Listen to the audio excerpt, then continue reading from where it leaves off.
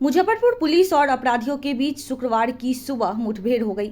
घटना फकलियोपी क्षेत्र की है, जहां पुलिस अभिरक्षा से भाग रहे बदमाश के पैर में पुलिस ने गोली मार दी।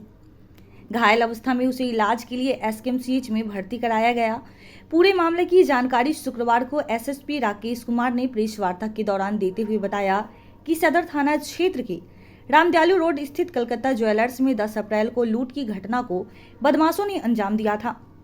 चेन खरीदने की बात कहकर आभूषण दुकान में अपराधी दिन में ही दुकान में घुसकर करीब 51 लाख रुपए की सोने चांदी के आभूषण लूटकर बदमाश फरार हो गए थे। ज्वेलरी शॉप के मालिक और ग्राहक को बंधक बनाकर लूटपाट की घटना को अंजाम दिया था। मामले की गंभीरता को देखते हुए पुलिस गहनता से इसकी जांच कर रही थी।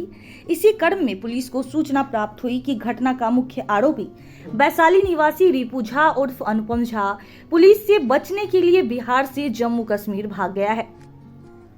मुजफ्फरपुर पुलिस ने उसकी खोज शुरू की और जम्मू कश्मीर से उसे गिरफ्तार कर लिया। इसी बीच मुजफ्फरपुर के फकलियोपी क्षेत्र में जब पुलिस उक्त बदमाश को लेकर जा रही थी तो वो पुलिस अभिरक्षा से फरार हो गया। पुलिस ने उसे पकड़ने की कोशिश की और इस क्रम में बदमाश के पैर में पुलिस ने गोली मार दी। एसएसपी राकेश कुमार ने बताया कि इस मामले में अब तक कुल 5 लोगों की गिरफ्तारी हो चुकी है। इनकी निशानदेही पर लूट का जेवरात भी पुलिस ने बरामद कर लिया है। कांड का सफल उद्भेदन करने वाले पुलिस कर्मियों को 31,000 रुपए पुरस्कार देकर सम्मानित किया जा रहा है। क्या कुछ उपलब्धि है? 10 अप्रैल 2024 को सदर थाना के अंतर्गत एक ज्वेलरी शॉप है कोलकाता ज्वेलर्स, उसमें दिन में 3 अपराध कर्मियों के द्वारा लूटपाट की घटना को अंजाम दिया गया था, जिसमें काफ़ी ज्वेलरी आइटम्स उनके द्वारा लूट के ले जाए गए थे। इसी घटना के आलोक में एक एसआईटी बनाई गई थी जो सिटी एसपी उनके नेतृत्व में बनाई गई थी और डीएसपी टाउन 2 और एएसपी टाउन और हम लोगों की जो डीआईयू की टीम है और सदर थाने की टीम इसमें लगातार होमवर्क कर रही थी। और इस इन्वेस्टिगेशन के लिए हम लोगों ने पूरे शहर में लगभग 200 से ज़्यादा जो कैमरे हैं सीसीटीवी उन पर काम किया और फाइनली एक जगह सीसीटीवी में हम लोगों की एक लोकेशन कैद हुई, जिस गली में लगभग 12:15 बजे एक बाइक पर, जो कि येलो कलर की बाइक थी जो घटनास्थल में प्रयुक्त हुई थी, उसमें 2 अपराध कर्मी एक गली में जाते हुए दिखाई देते हैं और उसके 15 मिनट बाद में सेम गली से 3 अपराध कर्मी वापस आते हुए दिखाई देते हैं। हम लोगों ने इस आधार पर उस एरिया को चिन्हित किया, उस एरिया में होमवर्क करके घर को चिन्हित किया, उस घर में रेड की गई और उसमें से फिर उस दौरान 2 व्यक्तियों की गिरफ्तारी की गई, जिसमें से एक का नाम विकास झा है और दूसरे अपराध कर्मी का नाम अरविंद कुमार है। इन लोगों से पूछताछ के दौरान इन लोगों ने अपनी संलिप्तता को स्वीकार किया और इस घटना में जो अन्य 3 अपराध कर्मी थे जो घटनास्थल पर आए थे उनके बारे में जानकारी दी। फिर टीम उस इनपुट के आधार पर लगातार काम कर रही थी। इसी बीच इनपुट प्राप्त हुआ कि इसका जो मुख्य अपराध कर्मी है जिसका नाम अनुपम झा है, उस रिपू झा जो वैशाली के राजा पाकड़ के रहने वाले हैं और काफ़ी कुख्यात अपराध कर्मी हैं और गोल्ड लूट के इन्होंने अन्य राज्यों में बहुत बड़ी बड़ी घटनाओं को अंजाम दिया है। उनकी लोकेशन जम्मू कश्मीर में कटरा के आसपास है। टीम वहाँ गई, कटरा के पास से इनको डिटेन किया गया और पूछताछ के लिए वहाँ से लाया गया। रास्ते में इनसे इंटरोगेशन हुआ, इन्होंने अपना अपराध स्वीकारा और बताया कि जो अन्य साथी हैं वो वाराणसी में हैं और जो भी लूटे हुए ज्वेलरी आइटम्स हैं वो वाराणसी में रखे हुए हैं। टीम ने बनारस में रेड की, लेकिन जो उनके 2 अन्य साथी थे वो तो भागने में सफल रहे, लेकिन एक ज्वेलर है जिन्होंने इस माल को परचेज किया था, उनकी भी गिरफ्तारी की गई है, जिसका नाम मनीष सेठ है। इसके अलावा एक जय हिंद मौर्य नामक एक अपराध कर्मी हैं जो उत्तर प्रदेश जौनपुर के रहने वाले हैं। वो बिचौलिए की भूमिका में थे और उन्हीं का ही एक वहाँ पे फार्म हाउस है जिसमें बैठ के इस पूरी योजना को अंजाम दिया गया था। इस प्रकार से इस पूरी घटनाक्रम में अभी तक हम लोगों ने 5 लोगों की गिरफ्तारी की है और जो लूटा हुआ ज्वेलरी आइटम था उसमें से लगभग 1 केजी चांदी है और 15 ग्राम गोल्ड है, उसको हम लोगों ने रिकवर किया है। 2 अपराध कर्मी इसमें अभी भी फरार हैं जिनकी गिरफ्तारी के लिए हम लोग प्रयास कर रहे हैं।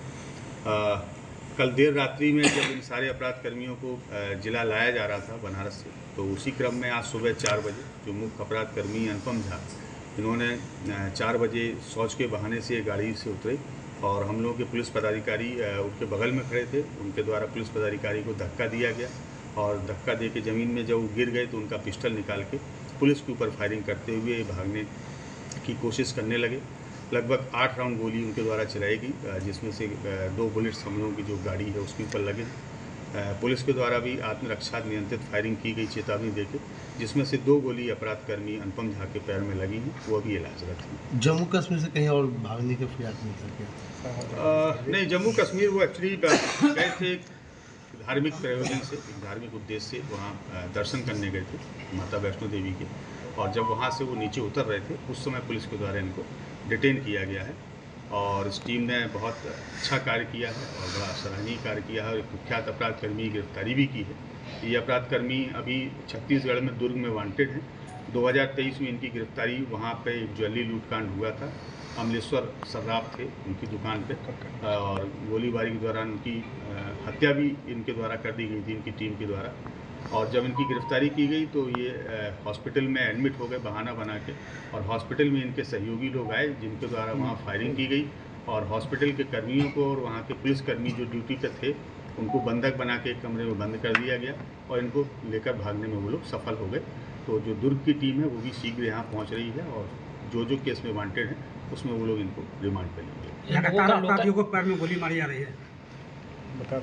देखिए, अपराधी अगर भागता है या और जब भागने के क्रम में पुलिस के ऊपर फायरिंग करता है तो पुलिस आत्मनियंत्रित आत्मरक्षा गोली चलाती है और हम लोगों को ट्रेनिंग इस चीज़ की दी जाती है कि अगर जब भी कभी फायरिंग करनी है तो वैसे पार्ट पे की जाए जिससे कम से कम इंजरी हो, और इसीलिए पैर को ही टारगेट किया जाता है। इन लोगों का लोकल कनेक्शन भी है क्या सर? हाँ, लोकल कनेक्शन है इसमें, चूँकि ये जो मुख्य अपराधकर्मी हैं ये लोग तो बगल के ही ज़िले का रहने वाला है और इनके एक रिलेटिव हैं जिनका नाम विकास झा है, ये यहाँ कुर्नी में रहते हैं और विकास झा ने ही इनको जो मकान यहाँ पे है वो उपलब्ध कराया था।